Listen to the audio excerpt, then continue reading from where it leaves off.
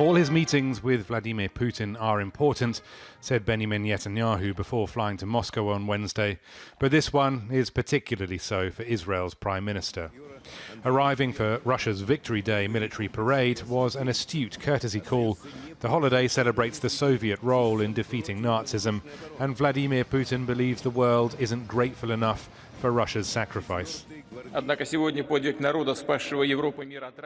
Today, some try to efface from history the feat of a nation that saved Europe and the world from slavery, from extermination, from the horrors of the Holocaust. They try to distort the events of the war so that the true heroes are forgotten and history is rewritten and distorted.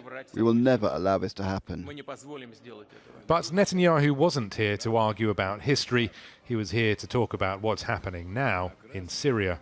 One of Netanyahu's concerns is Russia's intention to send the Syrians the S-300 air defense system, the previous generation of interceptor missiles he watched drive past him in Moscow. More importantly, he wants to know whether Putin is still listening to his worries about Iran. It's difficult to believe that 70 years after the Holocaust in the Middle East, there's a country that wants to eliminate Israel. It's a good occasion to discuss this problem with you. Russia's military intervention in Syria has succeeded in making it a relevant power that governments in the Middle Eastern region have to talk to now. But Moscow's finding that its partnership with Tehran is testing the limits of a previously decent working relationship with Israel. Jerusalem appears to be reaching breaking point. Israel has already shown its readiness to strike Iranian targets inside Syria. On Tuesday night, there were reports of more.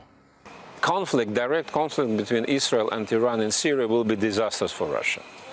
That's why Russia will do everything to try to avoid this kind of collision, to use both military contact and diplomatic contact. Russian capacity is not unlimited, of course. And in this regard,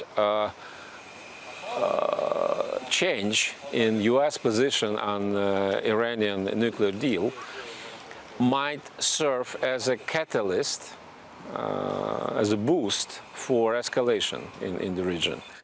Indeed, following US President Trump's decision to pull out of the nuclear deal with Iran, Israel stepped up military readiness along the border with Lebanon and the Golan Heights. The Israelis think attacks from Iran's regional proxies, such as Hezbollah, are coming.